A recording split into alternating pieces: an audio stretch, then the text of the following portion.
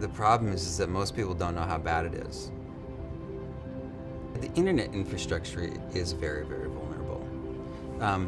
The thing that we focused on when I started the company was critical infrastructure. Those devices that run the world that no one thinks twice about. We just assume they're working.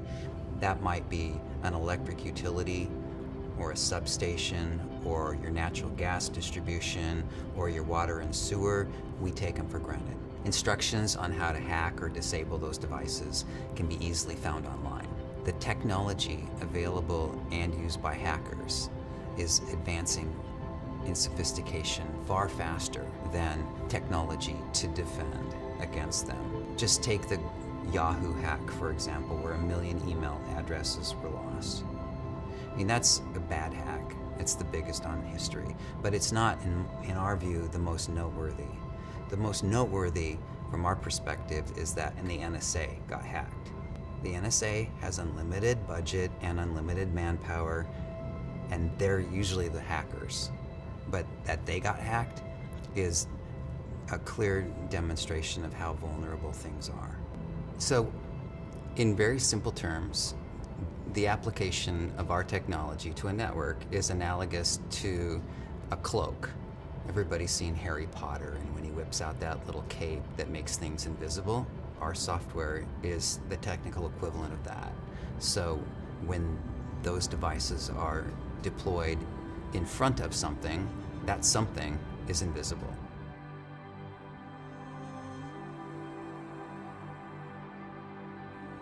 I do this because it really needs to be done.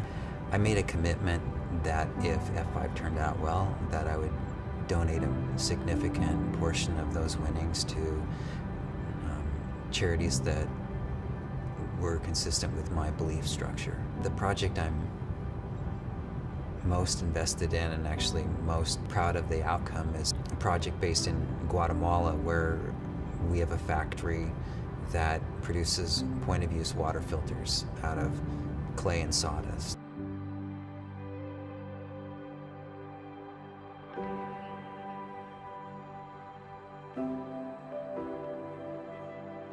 Yeah, I think one of the things that is unique about SPU is the character and quality of the relationships that are established, and it's different.